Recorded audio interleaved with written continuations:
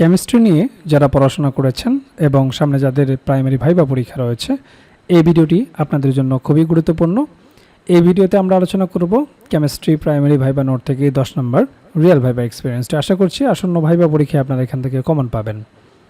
যার viva experience আমরা আলোচনা করব, তিনি রাজশাহী জেলা থেকে ভাইবা পরীক্ষায় অংশগ্রহণ করেছেন। কাজেই রাজশাহী জেলা থেকে যারা ভাইবা পরীক্ষায় অংশগ্রহণ করবেন তাদের জন্য খুবই গুরুত্বপূর্ণ, সেই সাথে অন্যান্য জেলা থেকে যারা ভাইবা দিবেন তাদের জন্য সমান গুরুত্বপূর্ণ। তো যেমনটি ছিল তার ভাইবা এক্সপিরিয়েন্স, প্রথমে অনুমতি চাইলাম, স্যার আসতে পারি। এরপর স্যার বললেন আসুন, বসুন। আমি সালাম দিলাম। এরপর স্যার বসতে বললে আমি ধন্যবাদ দিয়ে বসলাম।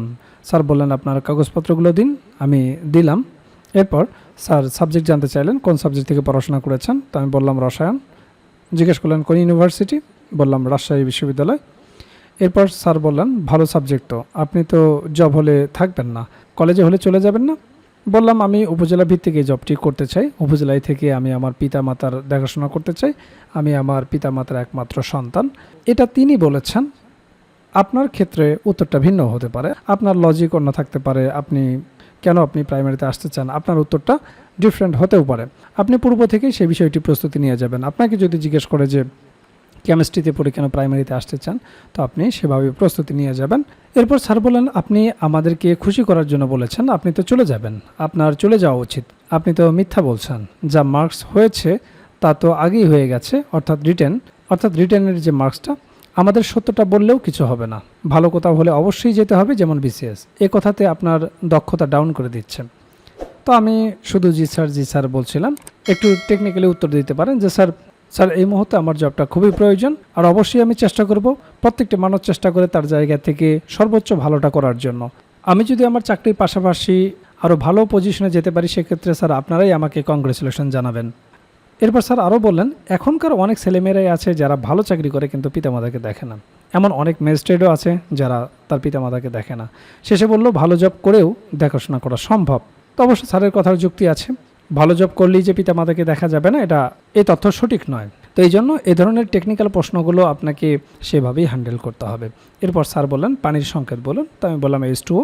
এরপর স্যার বললেন কত ডিগ্রি সেলসিয়াস টেম্পারেচারে পানির ঘনত্ব সবচেয়ে বেশি, আমি বললাম 4 ডিগ্রি সেলসিয়াস। এরপর স্যার বললেন পানির 3টা অবস্থা আপনি ছোট বাচ্চাদেরকে পড়াচ্ছেন, কিভাবে তাদেরকে বুঝাবেন। দেখুন আপনার বিষয়গুলো কতটা প্র্যাকটিক্যাল প্রশ্ন ভাইভাতে জিজ্ঞেস করে থাকে। তো বলতে পারেন প্রথমে একটা ফ্রিজের বরফ নেব, বরফটা বাইরে রাখলে আস্তে আস্তে তরলে পরিণত হবে। তারপরে একটি পাত্র নেব, সেই পাত্রে আস্তে আস্তে তাপ দিলে সেটি বাষ্পে পরিণত হবে। এই বিষয়গুলো তাদের পূর্ব ধারণা জিজ্ঞেস করে করে প্র্যাকটিক্যাল দেখানোর চেষ্টা করব। এরপর স্যার বললেন 2O এবং O2 এই দুটির মধ্যে পার্থক্য কী। তো আমি বললাম 2O হচ্ছে 2 মোল অক্সিজেন পরমাণু এবং O2 হচ্ছে অক্সিজেন অণু। স্যার বললেন শীত প্রধান দেশে বরফের নিচে অনেক মাছ থাকে, কিন্তু তারা মারা যায় না কেন, অথবা সেখানে বরফের নিচে পানি অবস্থায় থাকে কেন। তো আমি অনেকটা কিংকর্তব্য বিমূঢ় হয়ে গেলাম। বললাম টেম্পারেচার 0 ডিগ্রি সেলসিয়াস থাকে, তাই বরফ নিচে হয়তো বেশি থাকে। এটা বলার পর মাথা কাজ করছিল না, এজন্য সরি বলেছি। কেমিস্ট্রি স্টুডেন্ট হিসেবে অবশ্যই এটা আপনার জানা দরকার। ফিজিক্সের স্টুডেন্টদেরকেও এই প্রশ্নটা অনেক সময় করে থাকে। তো আপনারা যারা ভাইবা পরীক্ষায় অংশগ্রহণ করবেন আপনারা দেখে যান, এরকম প্রশ্নগুলোর উত্তর আমরা নোটে সুন্দরভাবে সংযোজন করেছি। তো বলতে পারেন পানির ঘনত্ব সবচেয়ে বেশি থাকে 4 ডিগ্রি সেলসিয়াস তাপমাত্রায়, আর পানি জমে বরফ হয় প্রায় 0 ডিগ্রি তাপমাত্রায়। শীতকালে পানির তাপমাত্রা কমতে কমতে একসময় 0 ডিগ্রি তাপমাত্রা বা তার নিচে নেমে যেতে থাকে, কিন্তু 4 ডিগ্রি সেলসিয়াসের পর তাপমাত্রা কমে গেলেও পানির ঘনত্ব আর বাড়ে না, বরং ঘনত্ব কমতে থাকে কিন্তু আয়তন বাড়ে। পানির এই বিশেষ ধর্মের কারণে শীতপ্রধান দেশের খাল, বিল, নদী, নালা বা হ্রদের পানি জমে বরফ হয়ে গেলেও তার নিচে তরল পানি থাকে, সেই পানিতে মাছ বা অন্য প্রাণীদের বেঁচে থাকতে পারে। এরপর স্যার জিজ্ঞেস করলেন এখন 11টা বাজে, ইংরেজিতে অনুবাদ করুন। আমি বললাম ইট ইজ 11 o'clock। এরপর স্যার জিজ্ঞেস করলেন practice makes a man perfect, এর বাংলা কী হবে। তো আমি বললাম গাইতে গাইতে গায়েন। স্যার বললেন ওই বইগুলো, এর ইংরেজি কী হবে। আমি বললাম দোজ বুকস। স্যার বললেন টু বি ভার্ব বসবে। তো আমি একটু থেমে গেছি, একটু ভেবাচেকে খেয়ে গেছি। স্যার বললেন টু বি কী বলেন। তো আমি বললাম sir am, is, are, was, were. তাহলে এবার বলেন সঠিকটা কী হবে। তো আমি বললাম দোজ আর বুকস।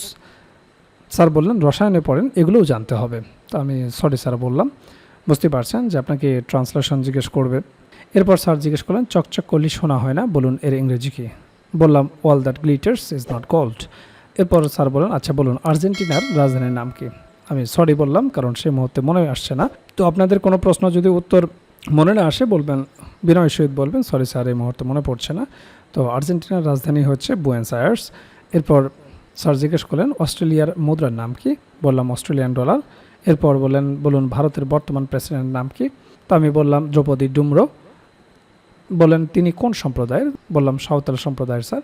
এরপর স্যার বলেন এবার ওনাকে ছেড়ে দিন। তো আমি চেয়ার থেকে উঠে সালাম দিয়ে বের হয়ে আসলাম। তো আপনারা দেখলেন ভাইবা বোর্ডে কী ধরনের প্রশ্নগুলো জিজ্ঞেস করা হয়, কোন কোন বিষয় থেকে প্রশ্ন জিজ্ঞেস করা হয়। আর এই বিষয়গুলো নিয়েই আমরা তৈরি করেছি প্রাইমারি ভাইবার জন্য কমপ্লিট একটা প্যাকেজ, যে প্যাকেজে আপনার বিষয়ভিত্তিক ভাইবা প্রশ্ন তো থাকবে, একেবারে রিয়েল ভাইবার আলোকে বিষয়ভিত্তিক নোটটি তৈরি করা হয়েছে, যেখানে বিগত বছরে যে রিয়েল ভাইবাগুলো হয়েছে তা সুন্দরভাবে সমাধান করে দেওয়া হয়েছে। সেই রিয়েল ভাইবাগুলোও যদি আপনারা ভালো মতো দেখে যান, সেখান থেকেই বেশিরভাগ প্রশ্ন আপনারা কমন পেয়ে যাবেন।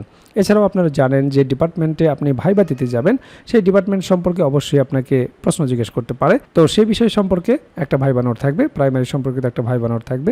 প্রাইমারি ভাইবাই অবশ্যই আপনাকে অনুবাদ জিজ্ঞেস করবে, অনুবাদের উপর একটা ভাইবা নোট থাকবে, যেগুলো প্র্যাকটিস করে গেলেই যথেষ্ট। এরপর আপনার নিজ জেলা সম্পর্কে অবশ্যই আপনাকে দু একটি প্রশ্ন জিজ্ঞেস করতে পারে। আপনার জেলা কেন বিখ্যাত, আপনার জেলা দর্শনীয় স্থান কি, আপনার জেলার নামকরণ ইতিহাস কি, বিখ্যাত খাবার কি, ভাষা ও সংস্কৃতি সম্পর্কে জিজ্ঞেস করতে পারে, মুক্তিযুদ্ধে কী অবদান রেখেছিল, নানাবিধ গুরুত্বপূর্ণ প্রশ্ন থেকে আপনাকে দু চারটি প্রশ্ন জিজ্ঞেস করতে পারে। তো সে সম্পর্কিত আপনার জেলার ওপর সুন্দর একটা সাজানো গোছানো নোট থাকবে।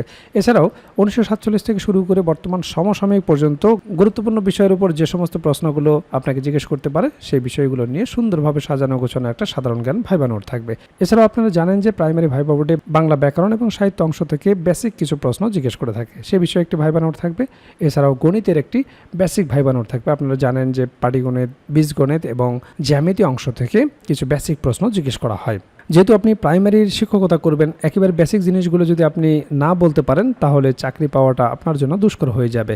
কাজেই ভাইবা পরীক্ষায় আপনি যত ভালো করবেন, আপনার চাকরি পাওয়ার সম্ভাবনা তত বেড়ে যাবে। কাজেই যারা প্রাইমারি ভাইবার জন্য গুছিয়ে কার্যকর একটা প্রস্তুতি নিতে চান, আমাদের ভাইবা প্যাকেজটি দ্রুত সংগ্রহ করুন। ইতিমধ্যে অনেক প্রার্থী আমাদের কাছ থেকে ভাইবা প্রার্থী সংগ্রহ করেছেন, তারা প্রস্তুতি শুরু করে দিয়েছেন। এখনও যারা প্রস্তুতি গুছিয়ে নিতে পারেন না, স্ক্রিনে দেওয়া হোয়াটসঅ্যাপ নাম্বারে যোগাযোগ করে আমাদের কাছ থেকে প্রাইমারির এই ভাইবা প্যাকেজটি সংগ্রহ করতে পারেন। প্যাকেজটি আপনারা দুইভাবে নিতে পারবেন, আপনারা হার্ড কপি নিতে পারবেন কুরিয়ারের মাধ্যমে, এছাড়াও পিডিএফ প্যাকেজ আপনারা নিতে পারবেন। কাজেই দেরি না করে দ্রুত স্ক্রিনে দেওয়া হোয়াটসঅ্যাপ নাম্বারে যোগাযোগ করে প্যাকেজটি সংগ্রহ করুন।